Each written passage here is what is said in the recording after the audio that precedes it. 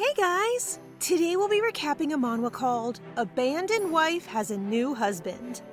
Please remember to like and subscribe if you enjoy the video, as it really helps our channel grow. Thanks. Before we get started, I also want to warn our viewers that this manhwa contains descriptions and illustrations of domestic violence at the start of the story. For anyone who might find this triggering, please proceed with caution. We start with a man named Joseph, who is famous around town for being incredibly possessive of his beautiful wife. In this world, not unlike our own, women are considered the property of their husbands from the moment they get married. Men pay taxes on their wives, and divorce is practically unheard of except for the uber-rich. Wives are also bought and sold, even exchanged in the case of a husband passing away. And if at this point you're already disgusted, don't worry, I'm right there with you. This horrible man named Joseph is now putting his beautiful wife up for sale like she's some kind of animal. The auction offers get really high, delighting Joseph and his side chick, who are excited to be filthy rich. The final bid goes to some chubby creep, and Joseph hands her over. As if this whole situation wasn't gross enough, he even recommends a little violence if the girl isn't obedient enough. I think I'm gonna be sick. Just as they're making the transaction, a hooded figure calls out from the back of the room, offering $1 million to take the girl.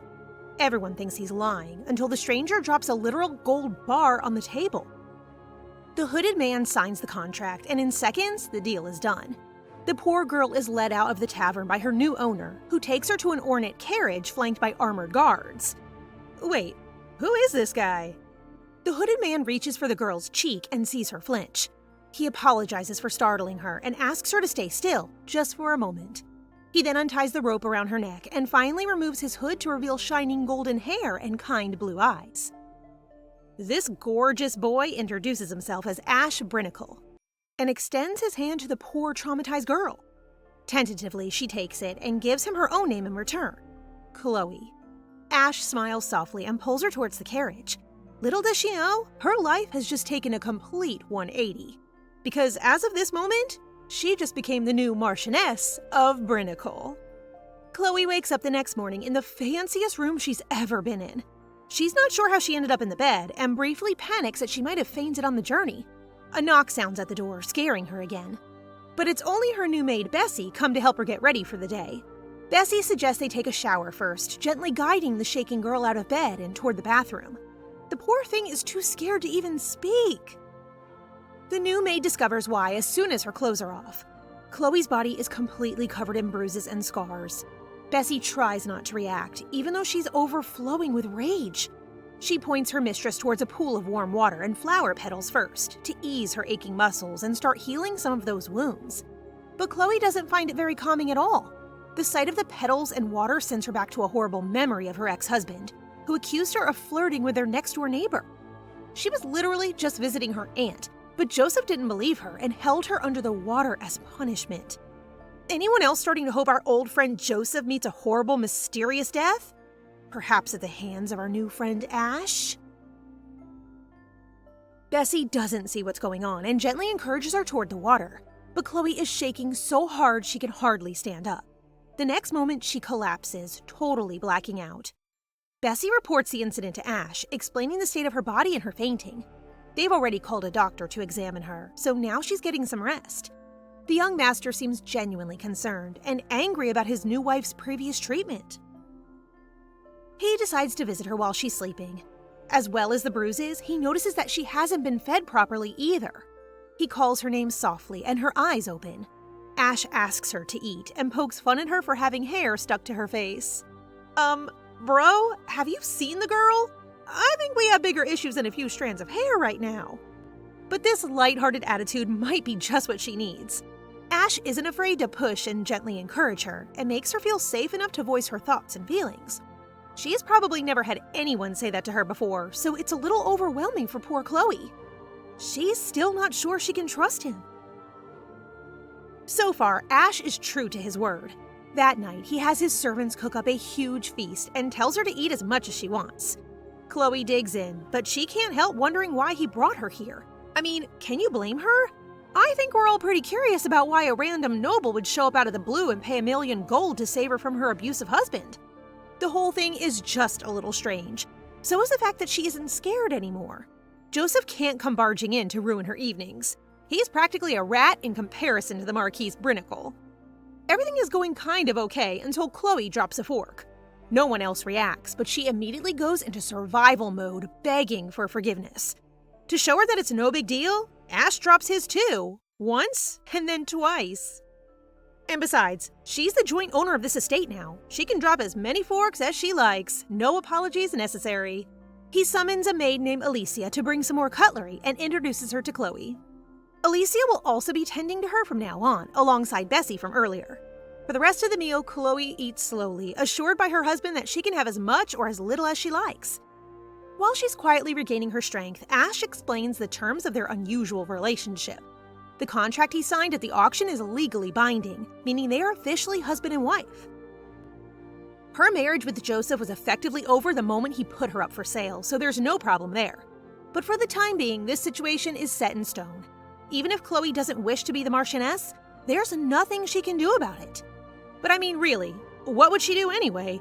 She just became a super rich noble with her own personal maids, personal chefs, and a charming husband. Even so, Ash gives her two options. 1. She can live in luxury with no need to do her duty as a Marchioness or go out in society. She can stay at home and enjoy nice clothes, a huge mansion, and a whole army of servants at her side. The other option, however, is to fully commit to the life of a Marchioness, which would be a little difficult for someone of her background. She'd have to undergo tutoring and officially join high society, which would mean facing the two-faced nobles of this world. With that slightly intimidating introduction, Ash asks her to make a choice. And to his surprise, Chloe refuses. She wants to fulfill her responsibilities, but she doesn't want to enter a life where she's forced into things she doesn't want. Basically, she wants to pick both options and have the freedom to choose what she does and doesn't commit to. Way to go, girl! Just because he's rich and handsome does not mean he can decide your life for you. Ladies, take notes. Ash is pleasantly surprised by her answer and commends her on taking the initiative to decide for herself. The first order of business is to hire tutors, with the condition that if she doesn't like their lessons, they can send them away. She doesn't show it, but Chloe really appreciates her husband being so kind. Looks like we're finally seeing the start of a blossoming relationship between these two. For the next few days, Chloe stays in bed because her body needs time to recover. When she finally wakes up, she discovers a small mountain of presents by her bedside. Apparently, the Marquis left early for work and decided to drop her something nice to wake up to. Damn!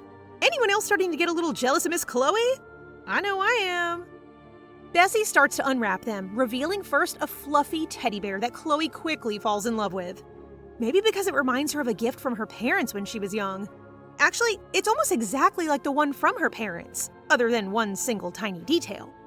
When she was younger, she unpicked the stitching behind the teddy bear's ear so that she could hide notes and exchange them with a girl who stayed at her house. They were best friends, Chloe and her housemate. They went everywhere together, chose ribbons for each other, and always played together. This bear reminds her of that closeness, so it's an extra special gift. Nice one, Ash. Chloe spends the rest of the morning touring the mansion with Bessie, who frequently checks in to make sure she's not overdoing it. They pass a set of closed doors that Bessie points out. Other than the Marquis, no one is ever allowed to go in there, so Bessie asks her to stay far away from it. Isn't that like the easiest way to make someone super suspicious? By pointing it out and saying it's off limits? Chloe tucks her feelings away and promises to keep Bessie's warning in her mind. They move on to the other rooms, and Bessie tells her about the surrounding territory too. The Marquis' estate is so large it would take over an hour to explore by wagon, which comes as a welcome change from the lack of freedom Chloe had before. After a long day exploring, she returns to her room to cuddle with the bear. Ash walks in with a big, smug smile on his face, happy to see that she liked his gift. She thanks him for being so thoughtful, and Ash asks her what she thought of his mansion. It's obviously very stylish. Since this guy seems to have endless amounts of money to spend on random girls on auction, it's not really a surprise. He then asks for her permission to invite teachers starting from tomorrow.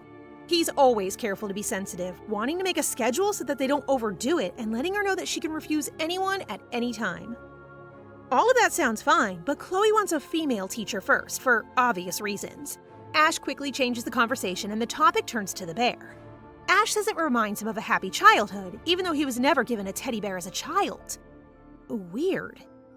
Anyway, he agrees to summon a female teacher but asks if she'll be okay around him and male members of his family. Chloe agrees so long as he's around, and he asks her to remember that people are good or bad regardless of their gender. Well, sure, Ash, that's easy to understand when you haven't been traumatized. The next day, the new teachers arrive.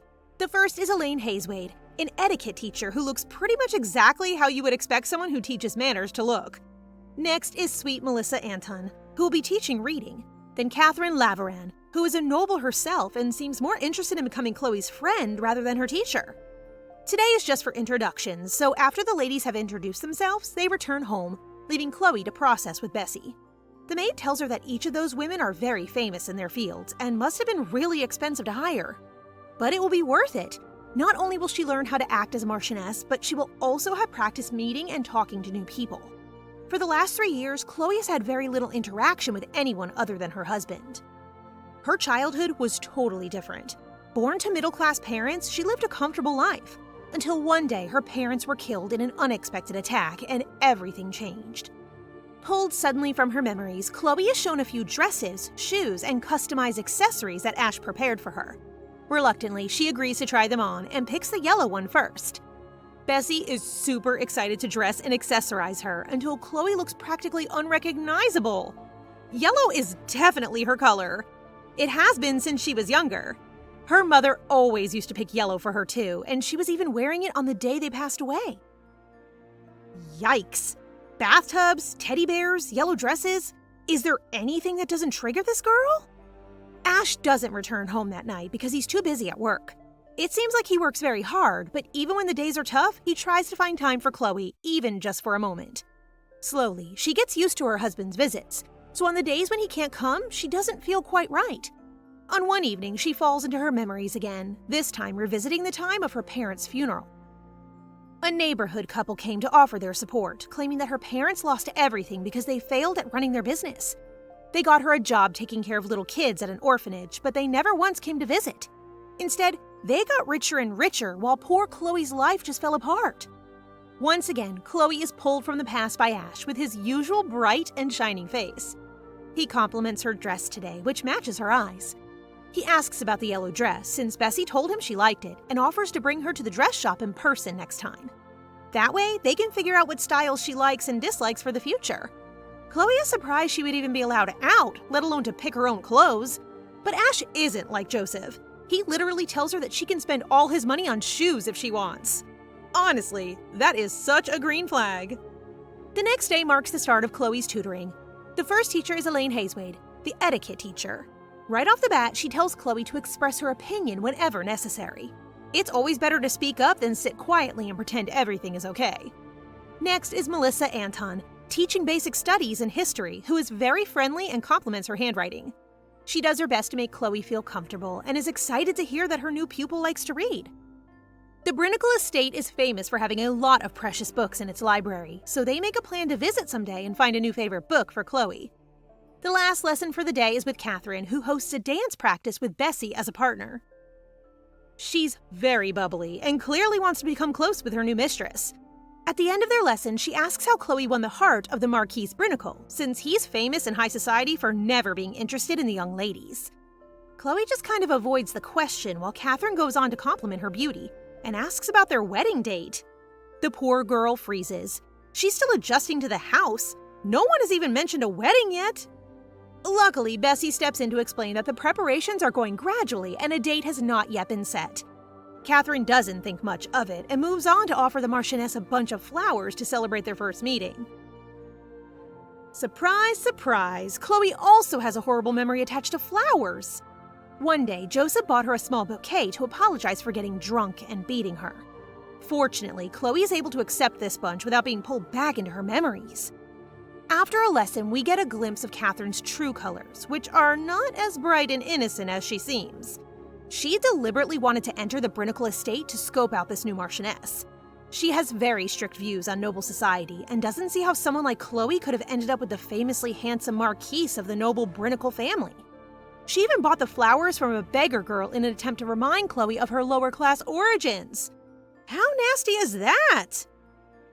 Totally oblivious of Catherine's intentions, Chloe continues receiving her lessons from tutors and becomes slowly more comfortable meeting new people around the estate. The The marquis compliments his wife on how studious she is and encourages her to take a break every now and again.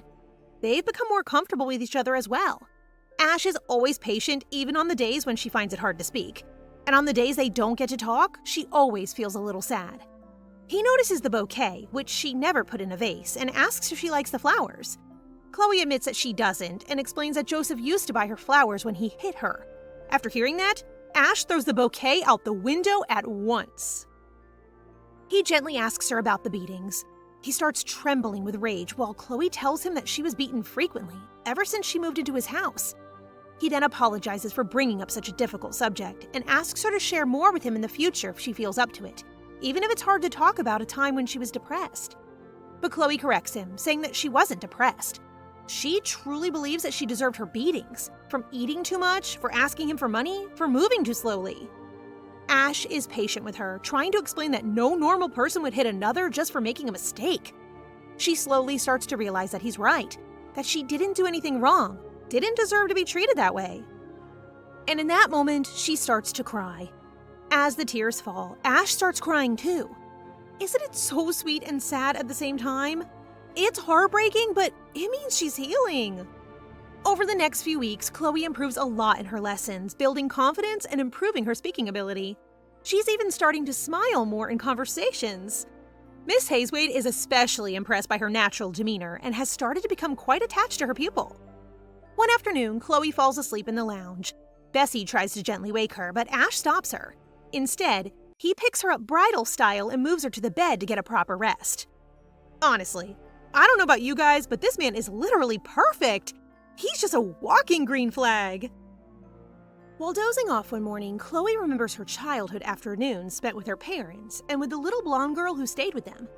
Later that day, she and Melissa head to the library to find a book for Chloe. The library is absolutely massive. Melissa is practically in heaven. Unexpectedly, she turns to Chloe and announces that she has a confession. Sounds kind of dramatic, but Chloe is not worried one bit. Melissa is too pure of a person to have done anything horrible. Melissa admits that she's not naturally very gifted at teaching. It's a big responsibility to teach a person, so it should be the kind of thing that someone really loves in order to do it. But Melissa would rather spend her days reading alone than teaching. She only took the job because the marquis offered such incredible terms that she couldn't turn it down.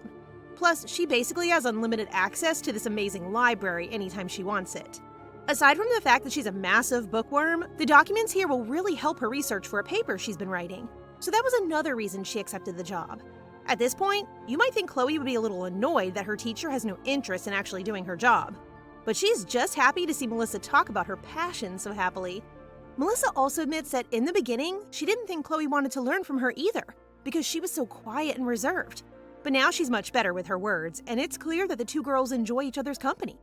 So maybe they can just be reading buddies from now on? Chloe spots a familiar series of books titled The Surprised Ribbon Girl, all about, you guessed it, a girl who really likes ribbons. It's a story she read in her childhood since it's all about love and friendship. Melissa also loved this series when she was younger. Chloe never got to finish it, so she takes out the last few volumes and starts reading them at once, so invested that she reads late into the night that evening. A little sleepy, she rises the next day for her class with Catherine, which today is horse riding. Obviously, that class alone is enough to make her nervous, but Catherine is really ramping up the fear factor. Chloe isn't even scared of horses, but from the way her tutor is talking, you'd think they were lethal, man-eating beasts. She won't even let Chloe ride a horse for safety concerns, and instead just goes riding by herself with the excuse of testing the harness. What a load of bull! She also takes the opportunity to make Chloe feel the difference in class between them, acting like she doesn't know what an acre is and using common people language to belittle her. Ugh, she's just the worst. She's not even being subtle. Chloe already knows that something is up. Catherine doesn't speak like this when the other maids are around, and she's asked to go for a private ride with the marquis while Chloe just sits there and watches. Does she not realize she can be kicked out at a moment's notice? She's also not that good at piano and dancing, and hasn't even tried to teach Chloe past the beginner's level. I can't tell if that's because she thinks her mistress is bad or if she's actually not that good herself. That morning, when Chloe shows up a little tired to class, Catherine makes a huge deal about it, saying that reading is hard for people who aren't used to it, and she shouldn't push herself past her limits. Who does this girl think she is? Of course, she has a little giggle too when she finds the Marchioness was reading a children's book all night. She tells her that nobles must hold themselves to a higher standard than commoners, and she should really try to control herself. At this point, I'm just begging for Bessie or Ash to walk in and hear her saying all this, so that we don't have to put up with her anymore. The only reason Chloe hasn't spoken up yet is because she trusts Ash's judgment, since he picked her in the first place, but Catherine just keeps crossing the line. Next, she walks up to the Marchioness and takes her hands, promising to help her learn how to be a better noblewoman, even if it's not technically within her job description. I guess because Chloe hasn't reacted yet, Catherine thinks she can keep pushing and get away with this kind of behavior. We'll see how long this strategy lasts. She even goes so far as to assume Chloe can't read well, and that she's just too scared to tell her reading tutor Melissa. She offers to teach her how to read the Empire's language and recommend her some kids' books. At just that moment, Ash appears, delighting poor Chloe, who is about to finally lose her temper. Catherine plays it cool, trying her best to leave a good impression on the marquis. She's so delusional that she even thinks he came here for her. She's literally obsessed with herself. Ash quickly sets her straight, asking why she thinks she's above the Marchioness to be talking to her so rudely. Uh-oh, busted. Catherine starts apologizing at once and begs his forgiveness. But as Ash points out, it's his wife who deserves an apology, not him. It comes as quite the shock to the arrogant girl. The Marquis Brinicle is famous for being kind and mild-mannered. She didn't think he could be so cold. Well, I guess that's just what happens when you insult someone's wife. Catherine is in a bit of a tight spot now. She truly doesn't think she did anything wrong, but she doesn't want to offend the Marquis any more than she already has. Shaking with rage, she turns to Chloe and apologizes for being careless and crossing the line. It's about the least convincing apology ever given, but Ash gives the choice up to his wife. Will they forgive this mean little girl? Catherine is half hoping she will. She's so incredibly delulu that she actually thinks Chloe was too stupid to understand half of her insults.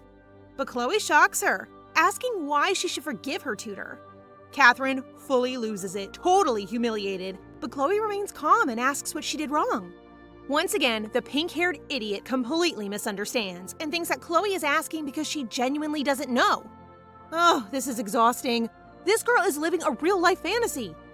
Catherine decides to act like an idiot herself, hoping to walk away from this situation by feigning innocence. She acts like she was just trying to do her best and never intended to hurt or insult the Marchioness. Obviously, that isn't the case, and everybody knows it. Chloe finally brings reality crashing down and lays out the facts. Since the very beginning, Catherine has mocked and ignored her mistress, always talking rudely until someone with authority showed up and made her apologize. She's only sorry because she got caught, and Chloe knows it. Now Catherine knows just how badly she messed up. She pulls a desperate move, trying to act like she was being cruel on purpose to give Chloe a taste of noble society. So really, it was all for the greater good. Yeah, right. Chloe reminds her that this is all her fault. Even now, she doesn't actually regret her actions. Despite Catherine's insistence that she does, Chloe tells Ash that she has no desire to forgive her tutor. Good for her! Why would she? She wants to set an example, not trusting that Catherine would actually change if she forgave this mistake. Catherine tries to ask for mercy, claiming this is only one small mistake. But it's not like it happened once. And even aside from her treatment, she was also a terrible tutor. Chloe moves to the piano, claiming the book she provided is for children. She read it when she was just 8 years old. There are 5 more volumes they could have moved on to if she had just trusted that Chloe had the ability to go further. But Catherine just made her practice the first chapter 100 times, not caring whether she actually improved or not. So either she didn't believe in Chloe, or she herself actually can't play that well. Now that really pushes Catherine over the edge. But Chloe is saying all this to prove a point. If she can be this rude about her tutor's ability, will Catherine be able to forgive her? Clearly not. Ash is now laughing at her, although he blames it on a nearby dog, which is super random. I mean, I love that they're piling onto Catherine, but is anyone else a bit worried she's going to explode? The only one who doesn't seem to care is Ash, who actually looks like he's enjoying this little episode. He refuses to believe this is all some big misunderstanding like Catherine is claiming, and gives her a horrible job of reporting this to her father. From now on, the Marquis is going to cut off all trade with her family because of her behavior. Ouch! Now that one's gotta sting. Just to really rub it in, he says that if her father asks why, she should tell him this is all due to her disrespecting the Marchioness. Catherine bends double with tears in her eyes and begs him not to insult her like this. But it's way too late for all that. An insult to the Marchioness is an insult to the honor of the entire Brinicle family. So he orders her to leave the room at once, warning her that if anything like this happens again, he won't let her off so easily. Catherine really makes a scene, dropping to her knees and desperately begging the marquis to reconsider. The guards drag her away, still screaming, leaving the young couple alone in the aftermath. Chloe may have put on a good show, but she's shaking. It's been over a decade since she stood up for herself like that, so it must have been hard. Luckily, Ash is there to steady her. She thanks her husband for his help, but he's just proud of her for speaking out. The difference between how he acted in front of Catherine and in front of her is so different. Anyone can tell this man really cares for her. He warns her Catherine will not be the last one to treat her like that, as noble society is full of villains who want to mess things up. The truth is, people will probably always see Chloe as a good opportunity since she seems kind and easy to manipulate. Chloe has already experienced that plenty of times, like with her parents' friends who gave her a job in the orphanage and made her work without any salary. Even her marriage to Joseph was one big manipulation, but at least now she has the strength to speak up for herself and someone who will stand by her. Chloe suddenly wonders if Ash has experienced this kind of manipulation before as well. I mean, he's a handsome marquis with a lot of power and wealth. Of course people have tried to take advantage of him. Even though it was in the past, Chloe seems worried and asks if he's all right. Ash is touched by her concern. It's hard for someone to go through as much as she has and still be kind to others at the end of it. But Chloe will always be kind to him. He literally saved her life after all. Ash really appreciates her kindness and asks if she could give him a hug. Chloe is a bit surprised and a bit scared too. She's never been held by a man other than Joseph. The physical sensation might be a bit triggering for her. Even so, she wants to do it for him, to thank him for his help. She moves past her own emotions, reminding herself that this man is different. He's not the same as Joseph. And besides, she could do with a hug herself. Chloe surprises herself by really liking the hug. She feels something warm, something she can't quite put her finger on, something that makes her blush. I think we all know exactly what that is. Ash can tell she's enjoying it, so he rests a hand on her head and asks her to stay just a little longer. Aren't they just the cutest? Ash is still thinking about the hug for a long time afterwards. He can't believe that after everything Chloe has been through, she can still be so caring. He can't forget the expression she made when she asked if he was okay. That faint smile has stayed with him all day. It reminds him of the Chloe he once knew all those years ago. Oh, finally, we're getting a bit of backstory. We're not sure what happened in between the first time they met and when they grew up, but Ash hadn't seen her for a long time when he heard she was married. He assumed she was happy and decided not to look for her if that was the case. Of course, that wasn't the case, and as soon as Ash had reason to believe she was being abused, he had to step in and end it. If he had his way, he would have dealt with all the people involved in her troubles by now. And I think we all know what he means by dealt with. But it should be Chloe's choice what happened to them. Maybe it would give her peace of mind to forgive them someday. Yeah, I doubt it. And so does Ash. The moment his wife comes and asks him to get rid of the villains in her life, he won't hesitate to take revenge on her behalf. And you just know a man like the Marquis isn't the type to go easy. Speaking of villains from the past, we now get a brief look at how our old friend Joseph is doing after selling his wife. As you probably guessed, he drank almost all of the money away and now only has a few pennies left. Which is actually kind of impressive. It takes a real idiot to waste that much money so fast. First, he bought a big house in town, then took up gambling, which is where it all went wrong. Now he can barely afford the house he's living in, and his side chick keeps asking for more cash he doesn't have. Actually, she wants to trade it for a good bit of gossip. Joseph is literally penniless, so he kisses her instead. Although, if you ask me, a kiss from a guy like him is worth minus points if anything. The woman, whose name is Camilla, has info on the guy who bought his wife. She knows he's no ordinary man and has heard rumors of a prestigious noble family gaining a new wife with brown curls and purple eyes. I wonder who that could be. Joseph is furious. He wanted Chloe to suffer, not to end up in a rich, wealthy family as a marchioness. But Camilla only brought this up because she thinks they can profit from it. No one would want the truth of her past to be revealed, so maybe this is an opportunity to blackmail the Marquis. Wow. You'd have to be truly evil to think of that. But Joseph is even worse. He doesn't even want money, just a chance to make Chloe suffer again and put her back beneath him. He can't stand the idea of her becoming a noble and being his superior, so he's hoping that if he reveals the truth, the others will abandon her, and then he can humiliate her again. Ugh, what a creep! Oblivious to his plans, Chloe is preparing for her introduction to society as the Marchioness. It's customary to debut at a big ball, but since Chloe is still a little nervous around other people, Ash thought it would be best to have a small tea party first so that she can adjust more slowly. He's always so thoughtful. Meanwhile, over at Catherine's house, her father is giving her an earful for making an enemy of the marquis. It doesn't matter that Chloe was annoying her. She's a Marchioness. Her dad thinks she's stupid for having humiliated someone in such a high position. And let's be honest, he's right. But Catherine is upset that her father would take the marquis's side rather than defending his daughter. It seems like he only cares about their trade agreement, which Ash is threatening to end if he doesn't punish his daughter appropriately. When he finds out she even tried to meet alone with the marquis, her father is furious. He bans her from attending any high society parties and orders her to stay home and reflect on her behavior. Ash has warned that if this happens again, he will truly cut ties with their family for good. And on top of that, her father swears to sell all her dresses and precious jewelry to make up for their loss. I mean, maybe it's just me, but does anyone else think he's speaking straight facts? It's only right that she pay for her mistakes. The context to all this is that the Viscount La Villon isn't anywhere near as powerful as the Brinicle family. They only just moved in from the countryside, and they could only do that because the Viscount worked so hard to secure good connections and deals with men like Ash. And in only a few short weeks, his daughter has managed to put all of that in danger. Of course, Catherine doesn't see it that way. She just wants revenge on Chloe by any means possible. On the morning of the tea party, Chloe heads to the library to read a bit about the history of the Brinicle family since she doesn't know it in detail.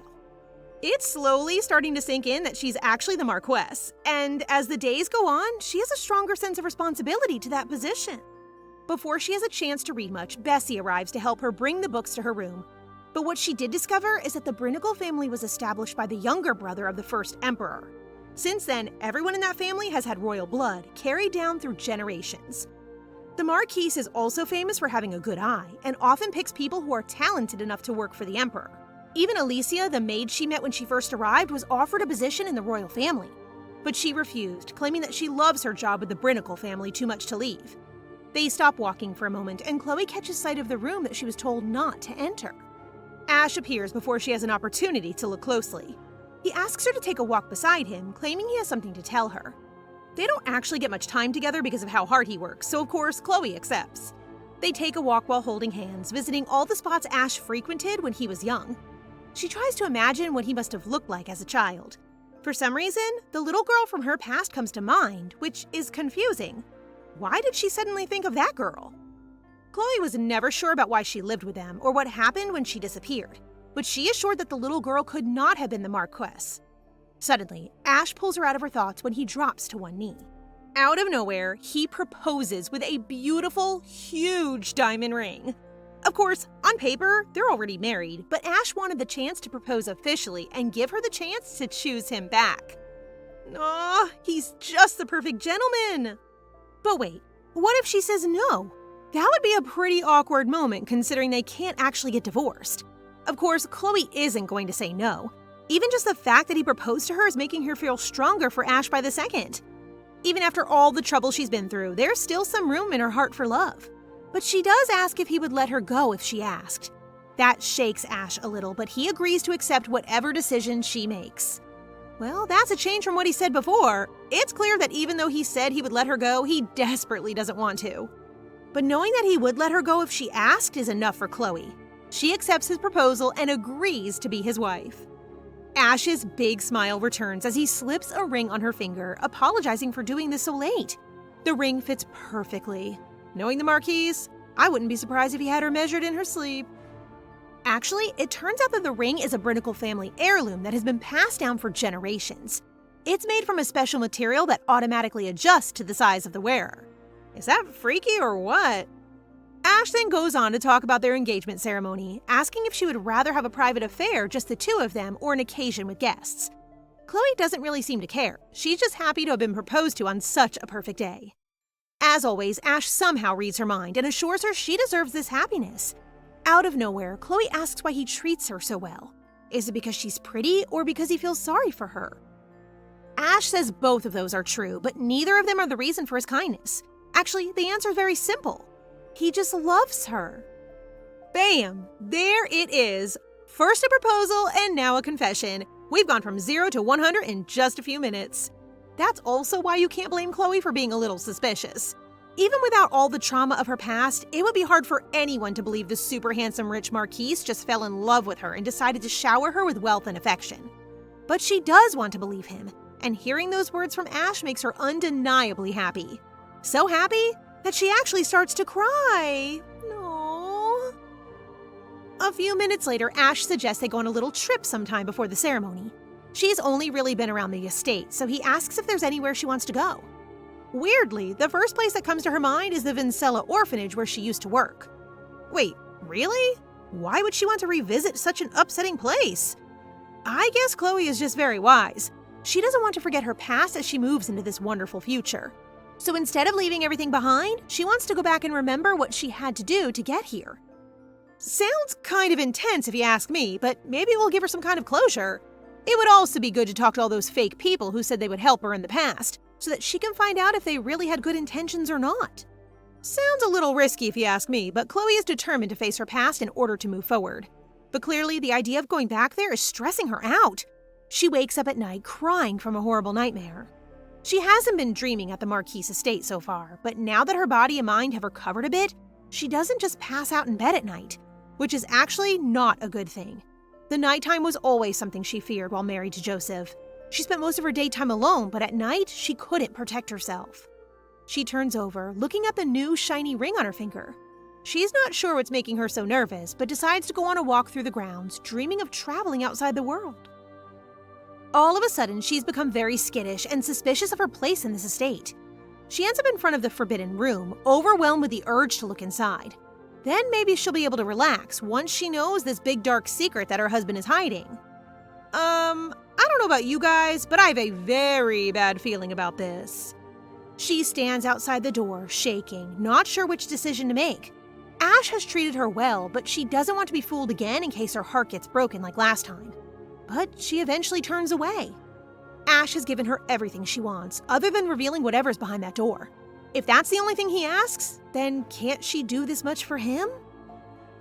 Even while she's walking away, Chloe is really bothered by that room, and by her reaction to his affection in general. The L word has really spooked her, which is only natural considering her past. She just can't appreciate things for what they are in the present, which is probably why she wanted to go and visit that orphanage so badly. While she's having a bit of a mental breakdown in the hall, Ash spots her and quickly ducks behind a pillar. Kind of sus that his first instinct was to hide rather than check she's okay. He watches her turn back to the forbidden room, shocked to see her reaching for the door handle. His heart is beating 1,000 miles a minute. She'll find out a whole load of secrets if she opens that door, and he knows her reaction won't be good. But for some reason, he doesn't stop her. And it's a good thing he didn't, because she once again drops her hand and walks away. Chloe has convinced herself again to take Ash at his word and not let her past experiences dictate her present actions. Honestly, she's way smarter than me. I would have run straight to that room the first night she arrived. Ash is also very grateful for her choice and once again feels assured that she is still the same girl he knew when he was younger. Watching her head to her bedroom, he suddenly calls out and covers her with his jacket.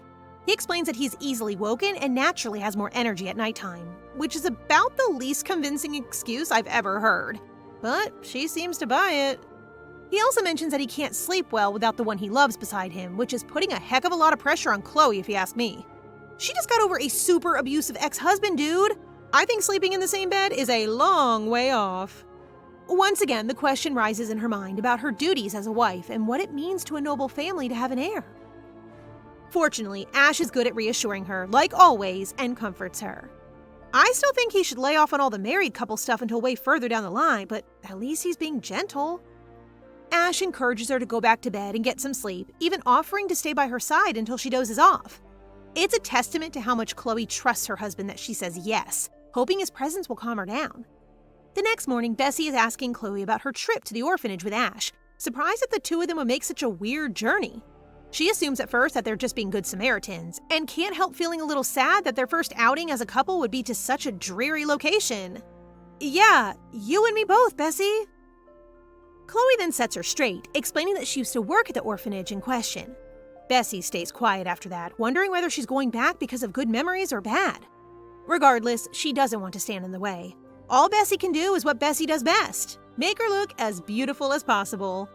She dresses her mistress up in a stunning purple ensemble to match her eyes, with her hair and makeup beautiful as always. Bessie waves her off with a satisfied smile, while Chloe starts to become overwhelmed by her fears and expectations. The director of the orphanage, Doria, wasn't exactly a generous person, so she's a little worried about how the kids had been treated while she was gone. She also hardly paid wages and claimed that the money that wasn't paid for was being used for a seriously ill kid named Stephen. She eventually did offer the full money that was owed, but started crying about poor Stephen and what would happen to him. So of course, Chloe felt so bad that she voluntarily gave up her wages for his treatment. Yeah, I don't believe that for a second, and thankfully, Chloe is starting to realize the truth as well. But in order to move on, she needs to confront her old boss and find out if she was really using her or not. Because if she was, well, let's just say she's in a good position now to do some real damage. Remember what Ash promised her? Yeah, it's payback time, baby. At the orphanage, a young girl with red hair has taken Chloe's place as the latest unemployed worker. In preparation for the arrival of the marquis and marchioness, Doria had her clean the entire orphanage from top to bottom, hoping that this wealthy couple are planning to make a big donation. Wow, she even looks like a villain! I already dislike this woman! As soon as she hears the sound of carriages, Doria runs outside at once to greet their guests. When Ash emerges, she goes bright red. That's just the kind of effect he has on girls. But then Chloe appears holding his hand and responding to him calling her wife. And mean old Doria nearly has a stroke. She can't believe it. How could her old assistant have become the wife of one of the most powerful and attractive men in the land? She's still wondering if this girl is just a lookalike, right up until the moment where Chloe greets the director by name. I hope she's ready, because this is not going to be a happy reunion. Doria tries to recover herself, acting all cute and delighted that her old friend became a marchioness. But she's not a particularly good actress. Chloe can't help but think back to her youth when she trusted Doria to guide and help raise her. But the truth was she worked her ruthlessly, making her get up early in the morning and tend the children until late at night. Memories of that hardship haven't gone away. Meanwhile, Doria can't keep her eyes off Ash. Quite the contrast from when she used to warn Chloe that men were dangerous. Doria then asks about Joseph, and Chloe explains coldly that she was sold to the marquis. The older woman is shocked, but Ash smoothed things over the way he always does, by being charming and graceful. A little flustered, Doria compliments them both and steps forward to take Chloe's hand, congratulating herself on her fairy tale fantasy. Yeah, apart from the unpaid labor and abusive ex right in the middle of it. Chloe's attention is caught by the servant girl running over nearby with a huge pile of laundry. Her name is Irene. She used to be an orphan when Chloe worked here all those years ago. Turns out she never left. The director asked her to stay and work, so she did exactly that. Right, more free labor for the lazy director. Chloe is stunned. Irene reminds her of her old self, being fooled into working for other people because of her fears of the outside world. Irene starts asking how she's been, and then suddenly trails off when she sees Ash. And not in the, oh wow, he's cute kind of way. It's obvious Doria has been telling her scary stories about bad men in the real world to keep her trapped in the orphanage. So now she's probably scared of Ash. Doria, still smiling sweetly, compliments Irene for having such a good character and being a hard worker. Chloe wants to speak to the girl alone, but Doria won't allow it, until Ash steps in and offers a big chunk of money for the orphanage, that is. Then suddenly, she's all big smiles and wide eyes. Ugh, this lady sucks. Once the two girls get some time alone, Chloe is able to ask her honestly why she didn't leave this place when she was old enough like the other kids. She used to play in the streets when she was younger and didn't seem scared of men back then. The only explanation for her sudden change of behavior is the director's manipulation. She's even cut her hair super short to try to make herself less pretty. That way she won't attract any dangerous men. That's so sad. That woman has totally ruined her self-confidence just to have another worker. That's exactly what she did to Chloe. It was all on purpose for her own benefit. After seeing the same thing happen to Irene, there could be no doubt. Doria was a villain all along. She never had her interests at heart. Chloe can't decide if she's more angry or sad. She asks about Stephen, the kid who was sick, and discovers that he died shortly after she left. Chloe is devastated, but she still doesn't realize that Doria was lying about her wages. It's only when Irene reveals that he was never even taken to surgery that the truth comes crashing down. Apparently, Doria said his condition was too severe for surgery, so all he got were some measly painkillers towards the end. Wow, that's bleak. especially since Chloe vividly remembers a doctor saying that there was hope for Stephen if he could be operated on. It was a risky procedure, that's why it was so expensive. And even worse, that was actually the reason Chloe married Joseph. Doria said the only way to get enough money for surgery was to marry him and hand over the cash for Stephen's sake. Then when that wasn't enough, she agreed to hand over her wages as well. Wow, so it was all for nothing? How can one person be so horrible? It's even more heartbreaking that Irene still believes in the director, who has promised to find her a good match just like Joseph. Doria said that since the world is so full of bad men, she has a duty to protect Irene and find her someone special. Chloe corrects her, explaining that Ash is not the man Doria originally picked. She now feels a strong sense of responsibility to Irene and all the other kids in this orphanage, but before she can do anything, she needs proof. So while Ash and her are riding home in the carriage, she finds the courage to speak up and ask him for help. He already seems to know the problem and offers to help investigate any embezzlement or corruption that might be going on at the orphanage. It's not clear if he knew something beforehand or if he's just a really good judge of character, but either way, he's right on the money. Chloe senses that he must have been through a lot to suspect people that quickly, but she doesn't push him. Which is good, since Ash isn't ready yet to reveal all the ways he's taken revenge on villains just like Doria. He just assures her that he's fine now, because she's by his side. He always thought of her when times got tough, the way she used to smile innocently as a child. Which once again begs the question, what is their connection? The tension is killing me! Ash can tell there's a lot on her mind right now, so he doesn't bother her except to say that she's amazing, and she really means a lot to him. He promises to help her with the investigation and asks her to stop calling him my lord so formally. They're way past that at this point. He doesn't want to force any feelings, but at least it would make them feel closer if she treated him more like a friend. Chloe answers that he is already the closest person she has, even if she does keep calling him by his title. A few days later, Director Doria is sitting in her office, waiting anxiously for another visit from the marquis. She hasn't been able to sit still since Chloe appeared with Ash on her arm and keeps worrying about seeing her again. Most of the time, Doria does pass on donations and grants to the children of the orphanage. She just tends to sneak herself a little something on the side, even if that means depriving a child of life-saving surgery, apparently. If anything, the experience with Chloe has convinced this horrible woman that she needs to be even harsher with Irene, making sure she ends up someplace she can never escape. She's actually planning to sell the girl somewhere truly awful, just so that she can't be humiliated by another marchioness in the future. What a witch! When the noble couple arrive, Doria prepares to act as nice as possible so that she can earn an even bigger donation. But this time, Chloe isn't playing nice. She gets straight to the point, detailing the treatment she endured while married to Joseph as Doria fakes a sympathetic sigh. She reaches for Chloe's hand, but the marchioness slaps it away.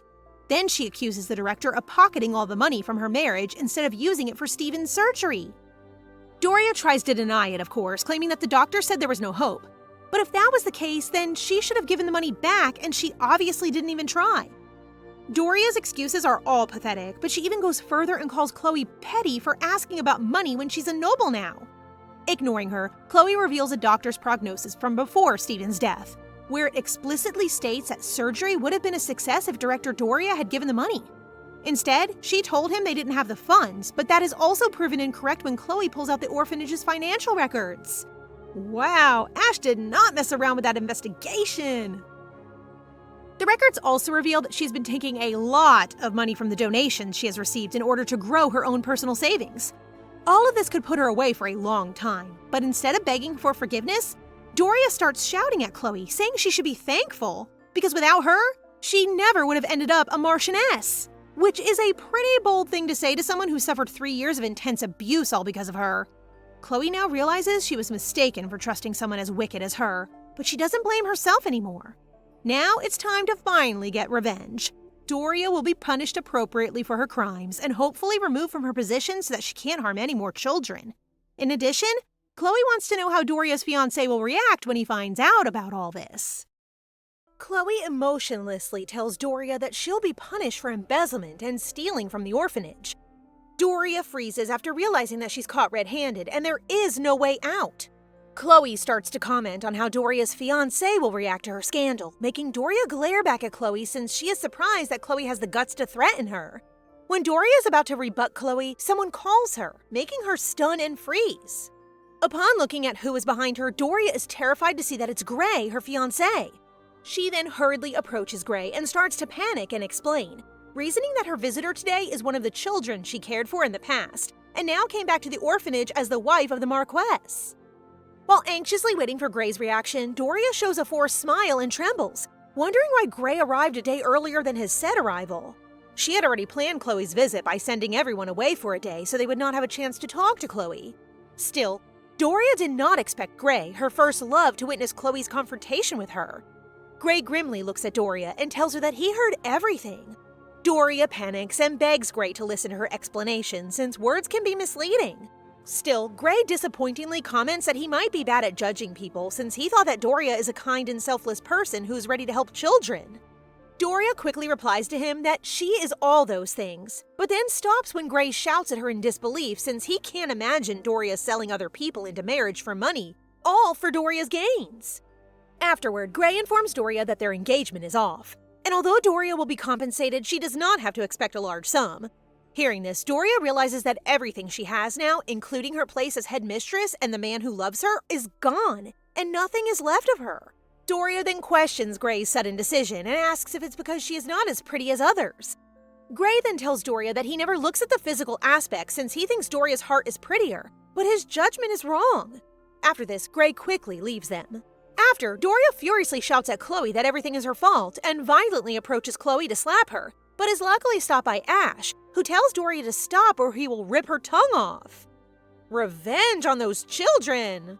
Later, while in the carriage, Chloe can't help but sigh since Doria feels no guilt for everything she's done. However, Chloe starts to feel a little pity toward Doria. Ash then comforts Chloe and tells her that everything will be alright. Ash starts asking how Chloe ended up at the orphanage, to which she replies that after her parents died, a couple next door approached and offered her help, which she took.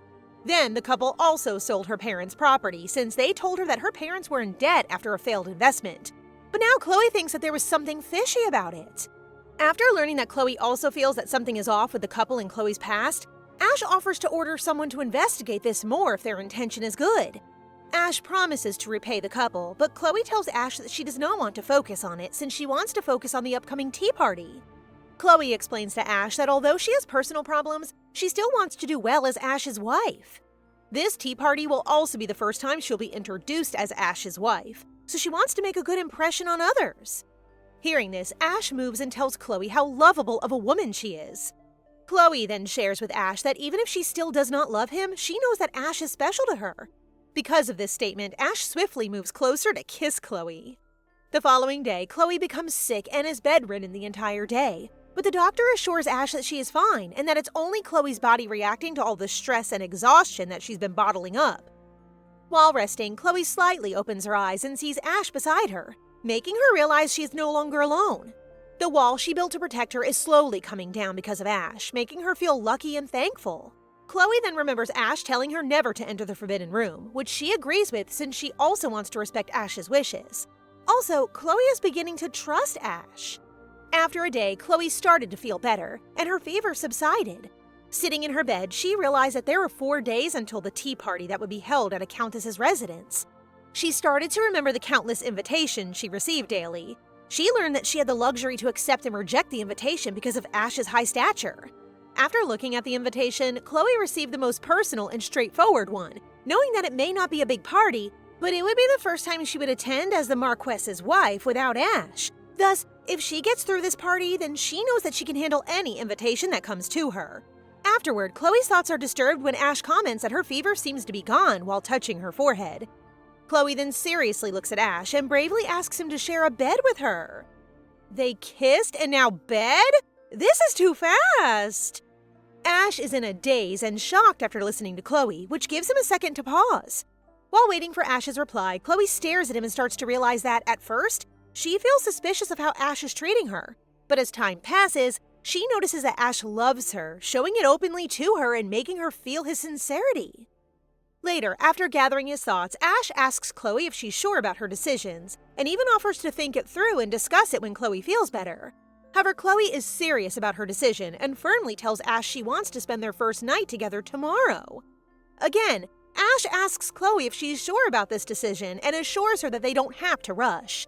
However, Chloe explains to Ash that she is not doing this because she wants to, but because she thinks it's right to attend the tea party as Ash's wife. Seeing that Chloe is blushing and starting to feel awkward, Ash teases her for being adorable to lighten the mood.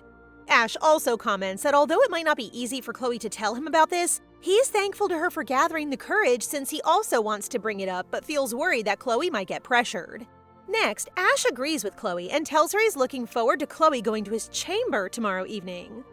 After walking out of Chloe's room, Ash still can't believe that it's Chloe who's asked to sleep together since he first brings the matter up after Chloe is settled, but then realizes that Chloe has always been straightforward and never the type to beat around the bush. Ash begins to smile and blush after remembering how Chloe asked him to share a bed with him and does not even mind, even if, for Chloe, it's out of responsibility since they can finally be a married couple, making Ash giggle about that though. An in-love Ash is so cute to look at and witness. The next evening, after preparing, Chloe proceeded to the Ash chamber, where the maid announced her arrival. Upon entering the room, Chloe noticed how the room suited Ash's taste, but stopped after seeing Ash in a bathrobe. Seeing that Chloe is nervous, Ash approaches her and promises he will not do anything to her just yet, so Chloe can relax a little bit. Ash then offers Chloe some wine to calm her nerves, but Chloe declines. Thus, Ash pulls her to bed and assures Chloe that she can tell him if she does not want to do it, but Chloe does not stop him. Next, while Ash starts to make his move at Chloe, she flinches but stops herself and assures herself that Ash is not like Joseph. But then Chloe starts to remember the bad things she experienced in Joseph's hands and begins to tremble in fear, since to her, the traumas that she experiences feel so real again. Thus, she quickly shuts her eyes, hoping to forget it, but she fails and quickly panics while crying for help. Ash quickly shakes Chloe while reminding her that everything is fine and gives her a bag to help her breathe properly while soothing her to relax and calm down. Gathering her breath, Chloe realizes she can't be intimate with him because Joseph scared her. She is still scared to share her secret with Ash because she is afraid that when Ash knows her secret, he might not treat her the same way. Joseph left a massive scar in her heart that she's even trying to get it out. Next, Chloe apologizes to Ash for disappointing him, but Ash tells her it's all right and she does not need to worry and blame herself too much. Hearing this, Chloe looks up at Ash and feels more disappointed for ruining everything. Chloe starts to cry and questions Ash why he's so understanding, thinking to herself that Joseph would never believe and care for her, but instead will proceed to assault her until he can't breathe just to satisfy himself, making Chloe feel how difficult it's for her to erase or accept her past. Ash then explained to her that he does not get emotional or angry with Chloe because he tries to understand her and because Chloe is important to him. Afterward, Ash tells Chloe that even if he does not have a clear view of what happened to Chloe in the past, thus he is not certain how she feels. There is one thing that he is sure about, which is that it's never Chloe's fault. Thus, Chloe should never be so hard on herself. Ash then leans and hugs Chloe while telling her that he's thankful for trying, even for his sake, and adds that he will wait for Chloe when she is ready since he doesn't want to force her like an animal. Well, that makes Joseph an animal. Next, Chloe explains to Ash that her actions are not because she does not like him or wants to get away from him, but because she's forcing herself to do something she fears. She also wants to do it because she loves Ash, but fails because she fears being intimate with other people. Ash then assures Chloe that he will never do anything that Joseph did to her, and that she does not have to force herself to do anything she's uncomfortable with. Ash swiftly pulls Chloe to lie down with him, and shifts her thoughts by making her think about the yummy dessert she'll be tasting during the tea party. Ash even offers to punish Joseph in front of her, but Chloe declines this since she doesn't want to exert time and effort on Joseph and wants to focus on the future with Ash. The day of the tea party arrives, and while Chloe is preparing, she realizes that she needs to make a good impression on the ladies at the tea party. Also, with this tea party, she can know who her real friends will be since without Ash beside her, she is sure that some ladies will show their real intentions. Because of this, Chloe feels a little nervous. Next, Chloe remembers her talk with Ash regarding their wedding date, during which they agreed to follow what the Emperor decided even though Ash told Chloe that she could pick it herself. Chloe remembers last night's incident and how Ash calmed her, making her blush again. After preparing, Alicia starts to gush about how pretty Chloe looks while looking at her reflection. Chloe arrives at Count Newborn's manor, famous for its beautiful gardens. The Countess has 2 children and has a talent for making others feel at ease. Thus, upon arriving, she warmly welcomes Chloe. As they walk into the garden, the guests see Chloe, making her hear the whisper, which makes her more nervous than anticipated. However, she maintains an expressionless expression because she does not want others to see it, and she does not wish to make any mistake or scene because Brinicle's name is on the line. The murmur grows louder when the Empress Dowager arrives at the tea party without notice and directly approaches Chloe while studying and looking at her appearance. The Empress Dowager emotionlessly voices her dismay after seeing Chloe, since she already heard reports about someone not befitting of their status joining the tea party, and then coldly looks directly at Chloe's eyes while saying that the report might mean Chloe. Hearing this, Chloe realizes how hostile the Empress Dowager is, but she still does not panic and remains calm despite the situation. Chloe then starts greeting and bowing at the Empress Dowager, Caroline Elisa Ridigaya II. The Empress does not accept the greeting and only points out Chloe's mistake in talking to her without being permitted. She quickly apologizes and explains to the Empress Dowager that she is only elated to impress and make the Empress her acquaintance. The Empress did not care about what Chloe said and proceeded to talk about her, wasting her time to see firsthand who Chloe was, even if she had already heard rumors about her. It is, in fact, true that there is nothing special about a commoner like Chloe. Oh my goodness, what's up with people and their problems with commoners? Next, Countess Newborn quickly approaches them and respectfully greets the Empires. Still, the Empress straightforwardly tells the Countess how the standard of her tea party has lowered because she invited a commoner. After hearing this comment, the Countess stays quiet because she wants to be neutral and not be on the Marquis's bad side. Afterward, the Empress did not stay long and left the tea party.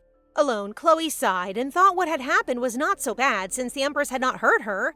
She still talks to her despite the Empress ignoring her existence. Next, as Chloe sits at the tea party, a familiar lady is beside her. As she looks at the lady, she realizes that it's Elowen. Elowen starts a conversation with Chloe by praising her for being calm in front of the Empress and sharing with Chloe that her first experience of appearing in public is also stressful for her. Elowen starts to assure Chloe that there is a deeper reason the Empress Dowager came today, possibly because of a past incident. Before explaining, Elowen informs Chloe that everything she tells might be speculation, and it's up to her how she will take it. Elowen begins to share that the reason the Empress Dowager becomes more aloof towards marrying outside one's social status is because of one of the Empress's daughters, Olivia, who cut her ties with her imperial family and ran away with a commoner man whom she fell madly in love with. It's said that the imperial family even begged Olivia to stay and not abandon her title for the man, but Olivia is firm in her decision and leaves with the man to live in a small village. Hearing this, Chloe starts to understand the Empress's cold and indifferent treatment of her because it must be hard to leave the Empress. She also thinks that Chloe is a disgrace to the imperial family. Next, Elowen shares with Chloe that what angers the Empress more is that not long after Olivia left the imperial palace, she died in a remote village. Olivia's husband quickly ran away after learning of her death, but fortunately, the matter was resolved already. Elowen then turns to Chloe and encourages her to hang on. Soon, others will learn to like her. Chloe then turns to Elowen in surprise, since it's common knowledge to her that Elowen Hathaway is neutral in her alliance, and so is Chloe's family. She knows that anyone can sway their families, but now Chloe still can't believe that Elowen is the first to help her when others are avoiding her. Meanwhile, Ash is still in the carriage and is informed by the butler about the Empress's commotion towards Chloe. After learning this, he already knows it might be because of the Empress's daughter's past. Later, someone suddenly caught Ash's eye, so he ordered the carriage to stop. As he approached the man, Ash became a dangerous man approaching his prey, Joseph. Joseph, on the other hand, was busy looking for Chloe so that he could again use her to his benefit. Can Ash torture him already? Seeing that Joseph does not notice him, Ash walks toward Joseph and kicks him to get his attention. After a while, it registers to Joseph that it's Ash, Chloe's new husband, who is in front of him. Ash emotionlessly questions Joseph's motives for lurking in his garden, and also reminds him of the punishment for someone trespassing on a noble property, which is death. Hearing this, Joseph starts to act like a tame dog and becomes concerned about Chloe's real intentions towards Ash, since she is only sold to Ash. Ash quickly tells Joseph to stop his nonsense, and murderously asks him what his real intention is, since Joseph has already been given a large sum of money, and in return must never show his face. Seeing Ash's reaction, Joseph flinches and is shocked to know that Ash is unlike other delicate-looking lords. Joseph then starts to remember what he went through to find out where Chloe is sold off to, since Camilla was a little tight-lipped about this, thus making it harder for him to know. Then, luck for Joseph, Chloe and Ash's marriage is discussed, making it easy for him to locate Chloe's whereabouts.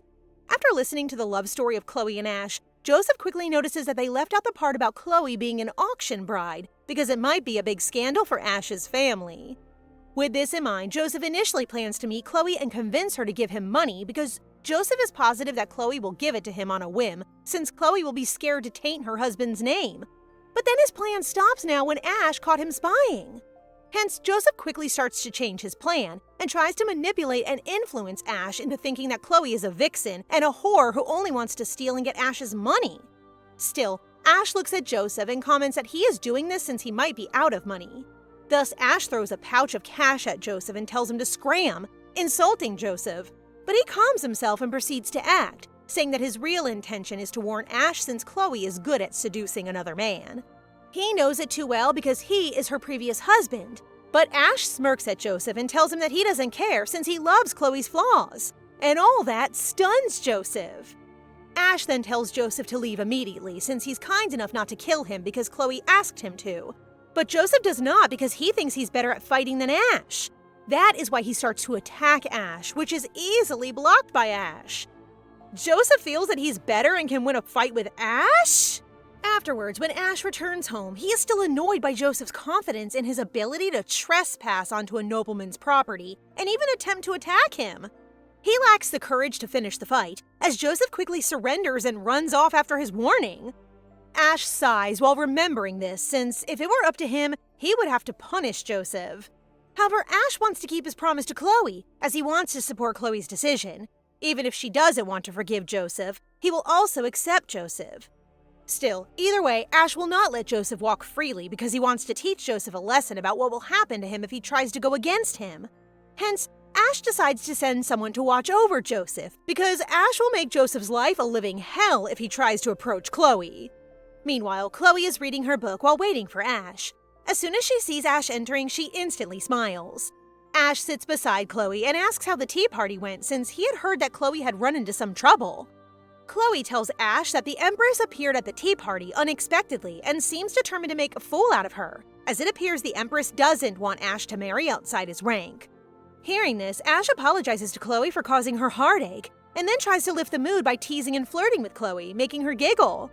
Ash then looks at Chloe seriously and tells her that if she can't take it anymore, he's always there for her.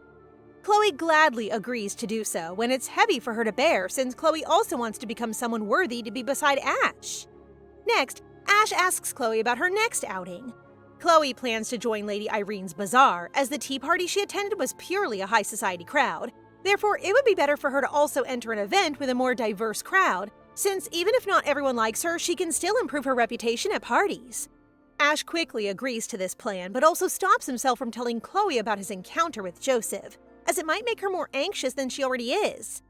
Ash then lovingly looks at Chloe, realizing that it might take a long time for her to settle, even if loved ones surround her. It's still difficult for her to get over it, since Ash has also experienced being betrayed by someone he trusted.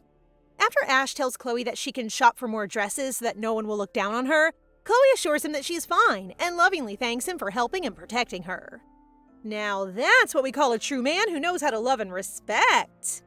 Afterward, Chloe curiously asks Ash if she can ask him questions, more specifically about his parents, because she wants to know the people who have given her a loving man. Knowing this, Ash starts to share with her that his parents are great people that everyone loves and adores. Where his father is a kind and just man who wants everything to be fair, and his mother always speaks her mind without breaking her smile. Ash continues to share that he's an only child who gets all the love from them, but doesn't share with Chloe that there's also someone else in the picture who later betrays him. While Chloe comments on how sad it might be for both parents to die at the same time, Ash starts to remember how his parents unexpectedly died. Even before a proper investigation is made, they are quickly buried since others suspect that they died from an infectious disease, when, in fact, Ash's parents were poisoned by someone close to him whom he trusts and shares his sorrow with. It's too late by the time Ash realizes this, thus he runs away, promising to take revenge someday. Next, Ash gathers the courage and tells Chloe the real secret behind his parents' deaths. After sharing with Chloe that his parents were really murdered by someone he trusts the most and is also after Ash's family title, shock is written all over Chloe's face, and she apologizes to Ash for asking about his parents. Ash doesn't mind this and smiles at her while continuing to share with her that he was able to get revenge on his parents, even if it took a little longer. That is why he also understands when Chloe feels helpless and unable to do anything.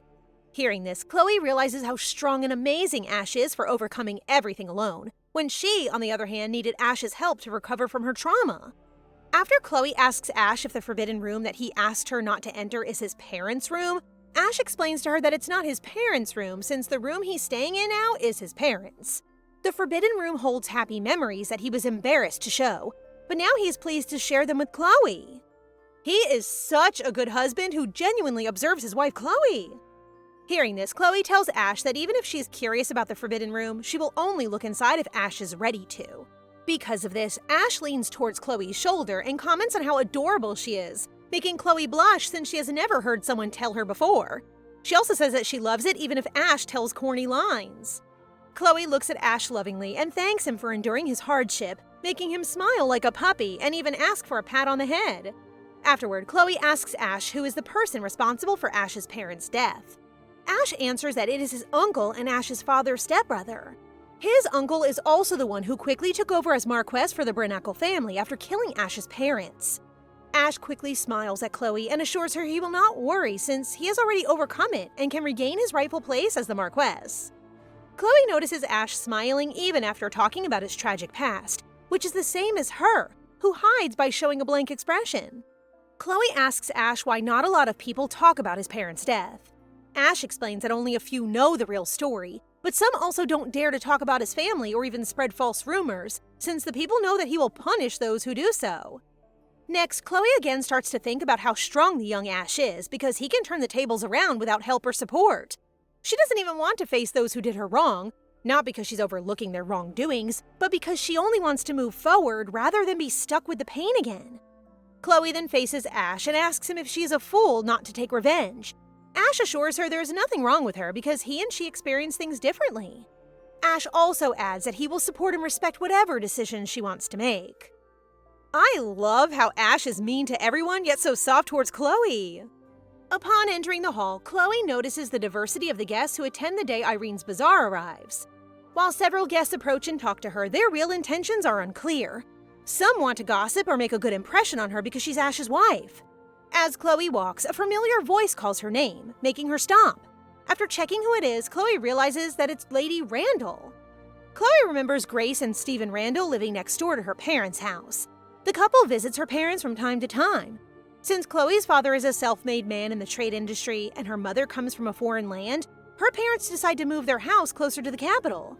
Since Randall's house is near them, she naturally relied on the couple after Chloe's parents' death. Chloe even trusted them when they told her that her father's business was on the verge of bankruptcy, and the only way to solve the problem was to sell it off. The Randall couple is also why Chloe is at the orphanage with a terrible headmistress. Still, one can argue that the couple might also not know about the headmistress, and Chloe can't blame the couple for leaving her anywhere since she is not their responsibility. Thus, she decides to invest more because she knows she will be hurt if the Randalls are also one of the people who cause her suffering. She trusts them and is thankful for the little help in the past. Next, Lady Randall is behind to correct Chloe that her new name is Grace Raymond, and she is now a baroness. As Chloe studies Grace's actions, she still doesn't notice any guilt, which makes her question if Grace's intentions in the past are real or if she was only a good actress. After Chloe curiously asks Grace how she acquired the title since Grace was a commoner in the past, she also notices how expensive she now dresses. Grace then calmly explained that she had befriended a baron who had passed away without an heir and was kind enough to pass the title to her. Hearing this, Chloe starts to be suspicious of Grace's intentions in the past, and she knows that her father was wealthy because of his trade business. She feels foolish to quickly accept after being told that her father's business is in debt without talking to some lawyer, because there is a possibility that the Randalls might have stolen the wealth that should be hers. Still, Chloe's thoughts are disturbed by Grace giving the key to Chloe's late father's office since it is rightfully Chloe's. I bet the office is now full of debt and is trying to write it off in Chloe's name. Grace then adds that there have been slight problems with the deeds in the past, which is why her father's office is in Grace's name. However, she willingly transfers it to Chloe when they see her next time, and then announces that she will leave first. After Grace left, Chloe looked at the key and noticed that it was still in good condition, even though it had passed by, unlike her, who had weathered it then. Chloe starts questioning her judgment, since if the Randalls had stolen her father's wealth, then Grace would not have returned the key to her late father's office. Like Chloe's late father, Bessie tells Chloe that the Baroness Grace family is famous for their trade business. She adds that Grace's business took off 10 years ago. Hearing this, Chloe also tells Bessie that Grace also informs her that their first clients were also her father's old clients. But knowing this, Chloe thinks that she can't blame Grace for taking that advantage. Chloe even starts to believe that she needs to thank Grace for protecting her father's clients and continuing their contract, but stops since deep inside her, she feels that her intuition towards Grace is not wrong, so she plans to investigate more. Yes, please, don't be too gullible and believe easily. A few hours later, Grace arrived at her house. While resting, she begins to remember her encounter with Chloe, which also makes her remember how she and her husband lied and deceived Chloe into thinking that her father was indebted. Still, Grace was not guilty because she would do it again if given a chance. After that, their family became successful and even gained twins, which was more than what Grace wanted. Grace then remembers how surprised she is after seeing someone point to Chloe and talk about how lucky Chloe is to be the wife of Ash Brinicle, who the Emperor himself also approves of. Hearing this information, Grace made her plan and approached Chloe since this would be her opportunity to climb higher in her social status. Grace can't even believe that the key she always brings as a reminder of her poor past will be used to be close to Chloe since it's also the key to Chloe's father's office. Meanwhile, Chloe is in her room cuddling a bear to ease her stress. The bear reminds her of an old friend, Aaron, with whom she plays and talks a lot. Chloe remembers Aaron's blonde hair and blue eyes, which seem too familiar. After a while, Chloe starts to realize that Ash and Aaron can pass as siblings since they have similar physical features. But Chloe knows that it's impossible since Ash is the only son of the Brinicle family, and Aaron is found by her parents on the streets. Chloe also remembers that her parents didn't talk much about it, and Aaron disappeared and left only a note that she would be looking for her relatives. Chloe doesn't think more about Aaron because of her parents' death, and this is the only time she remembers Aaron again. Next, Chloe hugs the teddy bear tightly after feeling how tiring the day went. She then begins to share with the teddy how her day went. Seeing this, Ash then appears while telling Chloe how he wishes she would also share with him, taking Chloe by surprise since she didn't notice Ash entering her room. As Ash moves closer to her, Chloe realizes that he moves without a sound, and even she, who is sensitive to sound, can't notice him moving. This makes her think that it might be out of habit rather than a conscious gesture because of his time fighting for the position of marquis. Because of this, Ash apologizes to Chloe, but she assures him that she's fine with how he moves. Afterward, Chloe starts to open up about how Ash looks like her old friend Aaron, who was sheltered by her parents and became close to her. Listening to Chloe, Ash comments that Aaron sounds like trouble. Chloe defends Aaron by telling Ash that Aaron never did anything suspicious or tried to hurt her.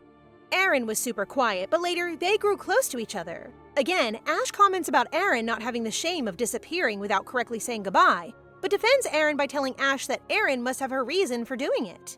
Next, when Chloe glances at Ash, she realizes that if not for their gender, she will think that Ash and Aaron are the same, but she's positive that Aaron is a girl since they once shared a bath.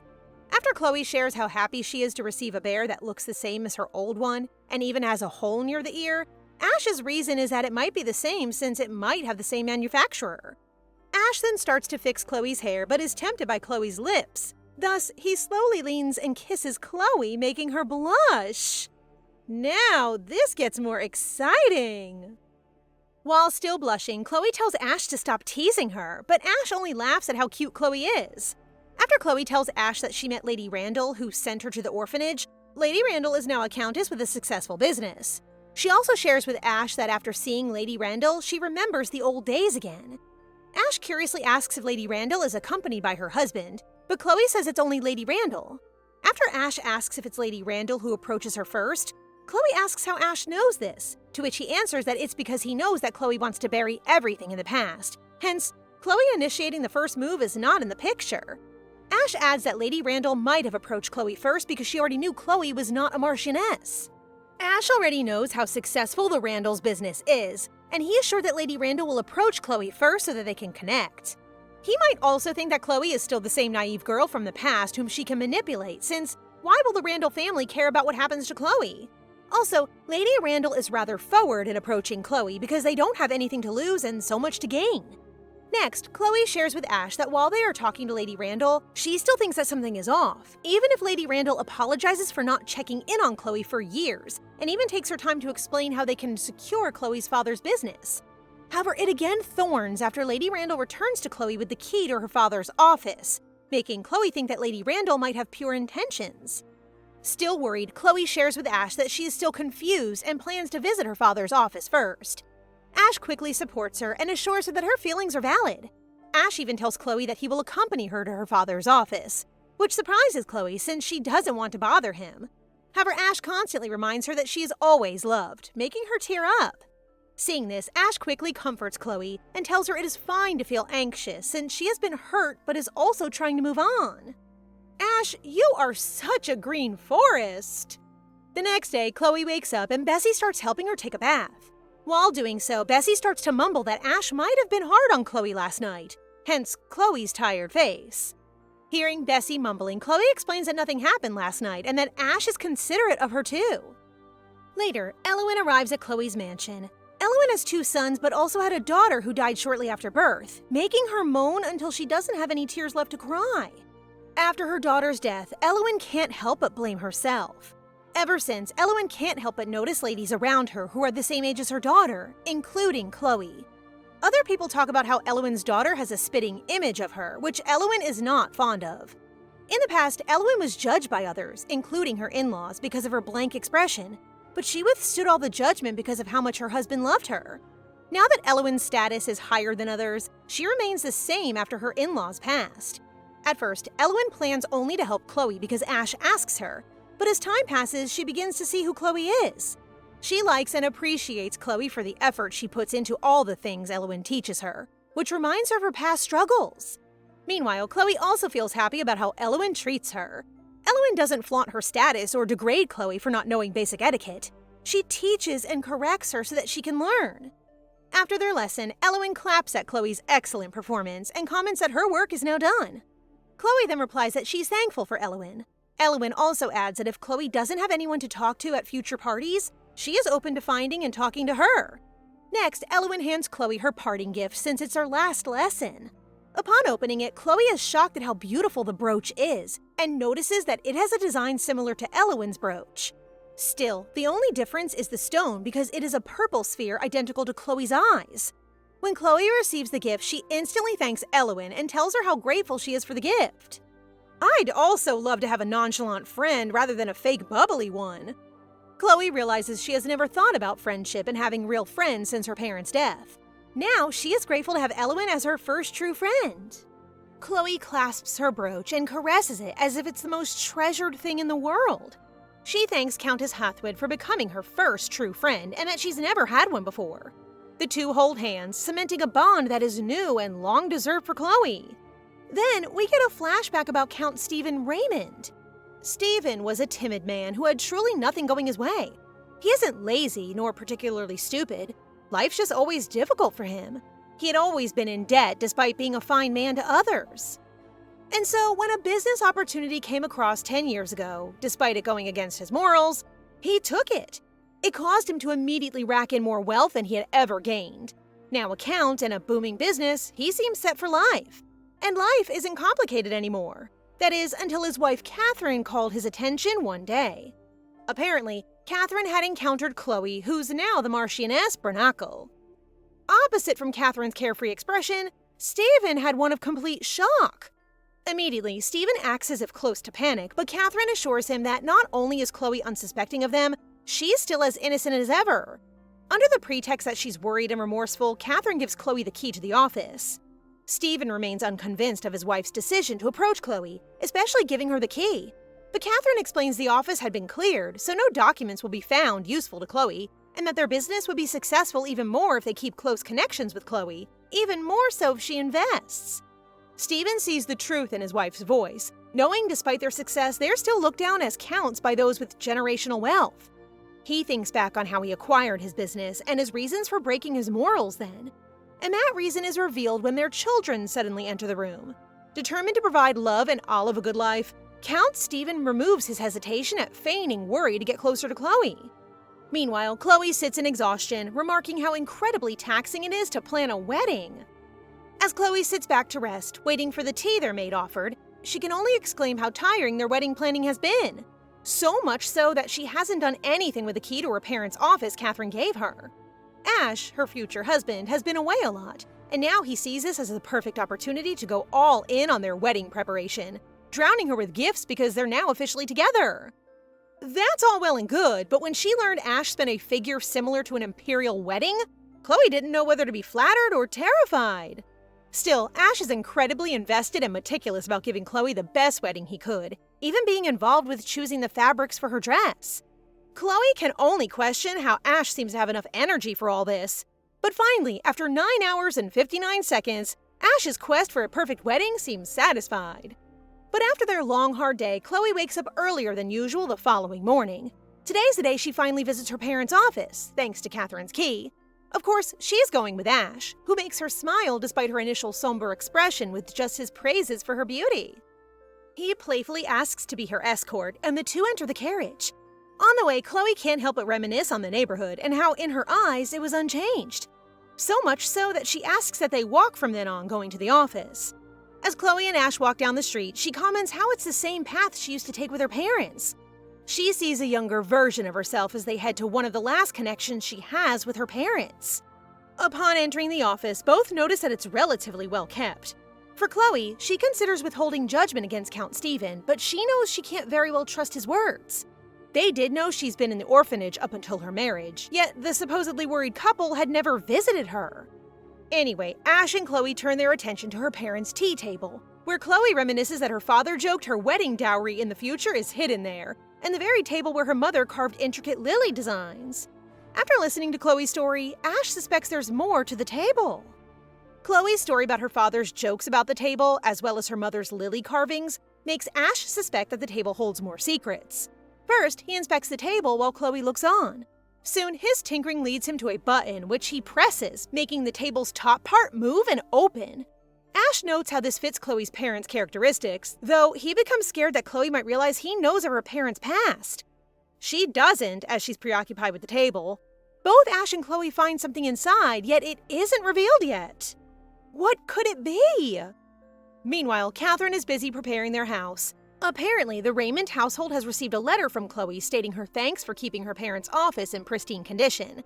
She's coming to visit, and so will her to-be Ash Brinicle, who's looking to negotiate the transferring of deeds for the office. Of course, it's a prime opportunity to have business with Ash, someone rumored to be on the shortlist on the throne should the imperial family not succeed. They could use this chance to gain favor for Count Raymond's business. So Lady Raymond gives the house staff with new uniforms, usually not deducted from their paychecks. But for Count Raymond, his wife chose his most modest suit, to signify that despite their wealth, they're incredibly modest. When Chloe and Ash arrive, the Raymond couple is sure to greet them sincerely, though Chloe's face remains cold.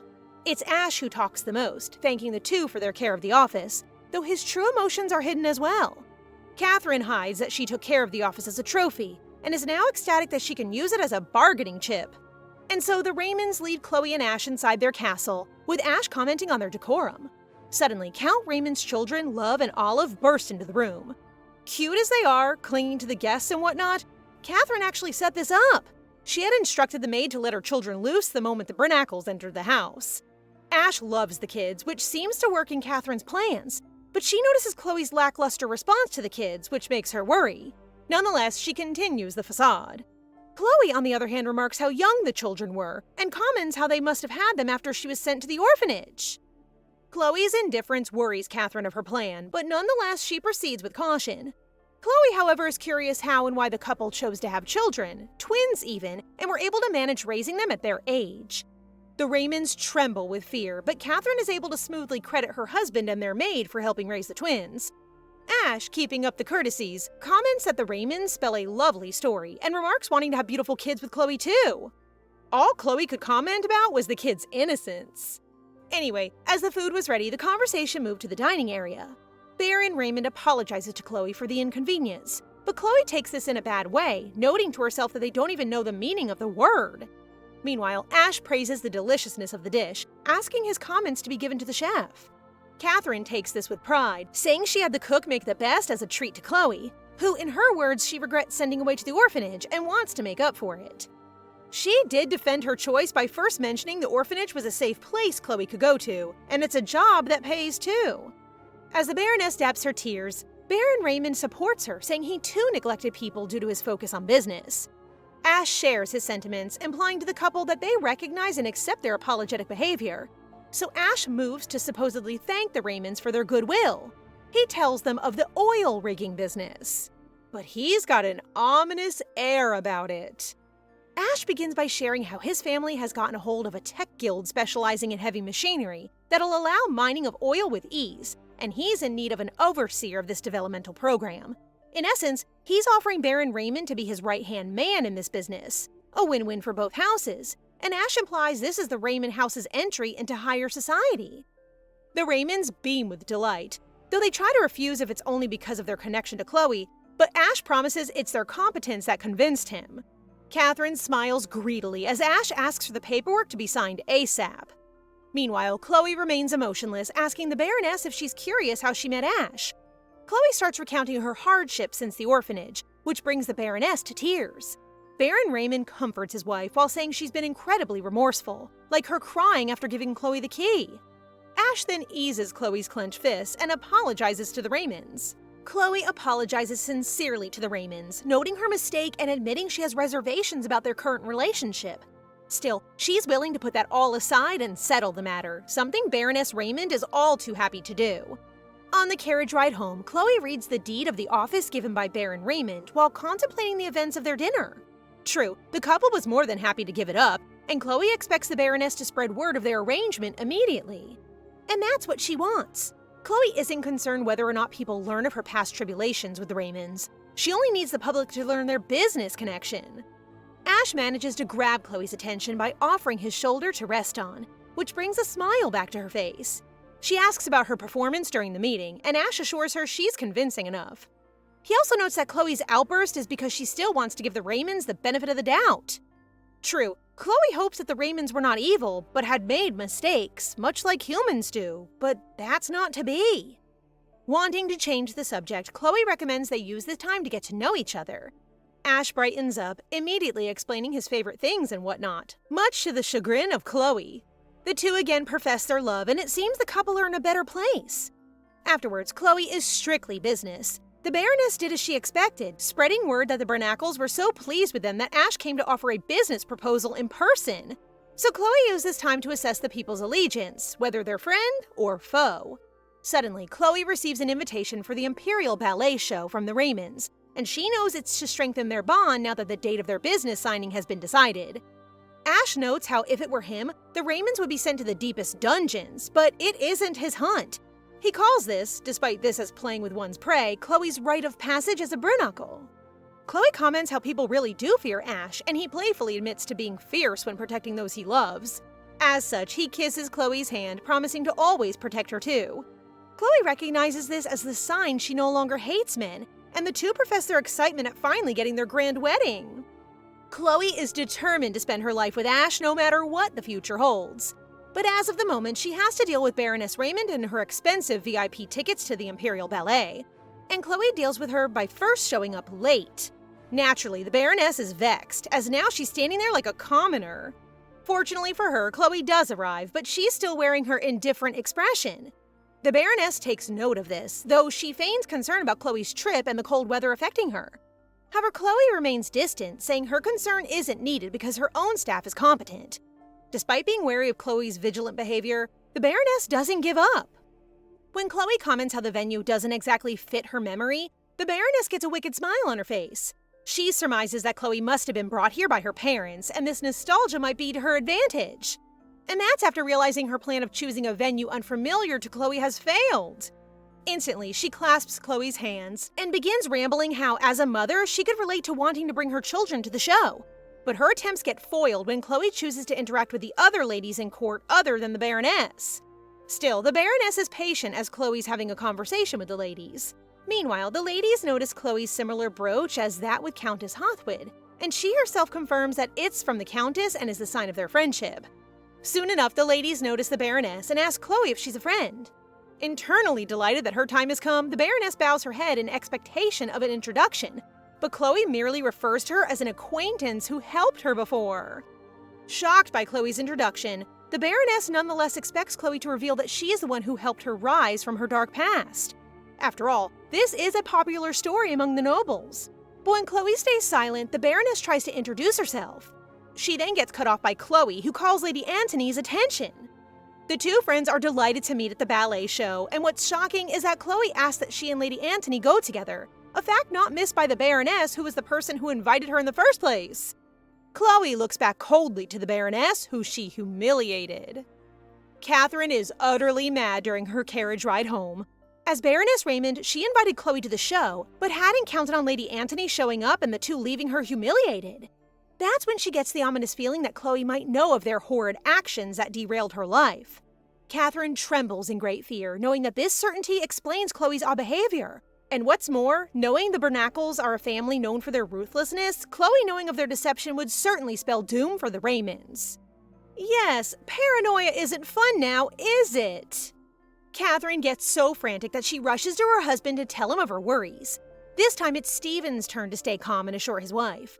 A flashback explains their grave mistake. 10 years ago, a girl, that being Chloe, was distraught over losing her parents. A middle-aged couple, that being the Raymonds, stepped in to help her, and at first, it was purely of compassion. Soon, the girl got sick from the stress the ordeal brought, and so asked the couple to meet her family's lawyers to receive the will passed to her by her parents. But upon learning that the girl is intended for wealth, the Raymonds' compassion turns to greed, and Stephen had the document altered for their own gain. Back in the present, Stephen comfortably assures Catherine that they've nothing to worry about. Chloe's parents had filed for bankruptcy, and any assets they've gained from them were either spent or sold. Besides, they've burned any documents relating to that, and their financial record is clean. Also, if Chloe knew, she'd certainly not send a business proposal with her Brinicle husband, but rather assassins. This calms Catherine, believing nobles don't settle disputes that way, but she can't shake the feeling that they're not out of the woods yet. And finally, the time has come. House Brinicle has sent forth invitations for their grand wedding, and because of Ash's influence, none could disregard the invite, even the Grand Empress who wasn't fond of Chloe back then. Ash also announced that a business plan will be announced soon, and this is where the Raymonds will finally take the spotlight amongst the nobles. Meanwhile, the Raymonds keep sending gifts to Chloe, who has it all arranged for donation. Actually, she's been waiting for the Raymonds to admit their wrongdoing, but alas, they have not, and so their plan continues. Chloe gets prepared with a modest dress. As Marchioness Brinicle, she must be careful of her appearance. But even then, Ash admits she's too beautiful even when dressed modestly. Ash offers his hand and asks if Chloe's ready, to which she replied yes with a smile. Meanwhile, the Raymonds bask in their perceived victory, especially Catherine, whose long dream of standing inside the Feral Hall, a distinguished venue reserved for the imperial family and noblest of nobles, is finally becoming true because of the Brinicles. The Raymonds observe all the members of high society present in the hall. Sir Tullman, chief executive of the Imperial Bank, Countess Wiona, the mining mogul, and Judge Daniel from the Supreme Court were here. But it seems a great source of pride for Stephen that he got chosen by Marquis Brinicle to spearhead the project amongst all of them. He smugly states to himself that they're all guests of honor for the rise of his house, but stops himself to remember to portray a modest man. Catherine, meanwhile, is anxiously excited at the impending fortune that will secure their children's lives. I have a feeling this won't end well for both of you. Finally, the stars of the event arrive. Ash and Chloe Brinicle make their way from the crowd to announce something. Ash addresses the gathered nobles and asks for a moment of their time. Before divulging into their business agendas, he asks the nobles to read the compiled papers he's going to have distributed. The Raymonds innocently took one, thinking it's a report of the upcoming business deal, until they realize it's evidence that they have stolen Chloe's inheritance.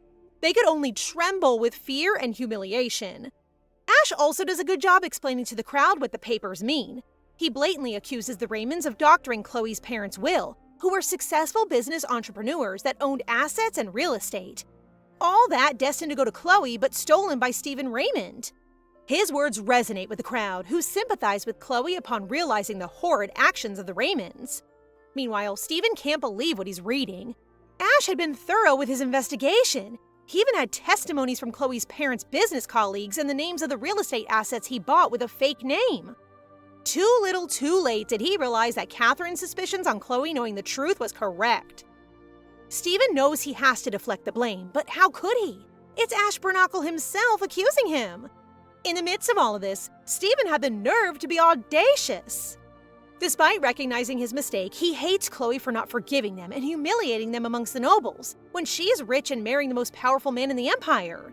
Suddenly, Catherine begs for mercy. She goes down on her knees, head close to the ground without hesitation, placing all the blame on her and pleading for mercy from Chloe, whom she now addresses as Marchioness Brinicle. Nobility goes out of desperation, as even if Catherine admits she was blinded by greed and threw away her compassion upon seeing her husband's business grow from their stolen money, she doesn't care as long as she survives.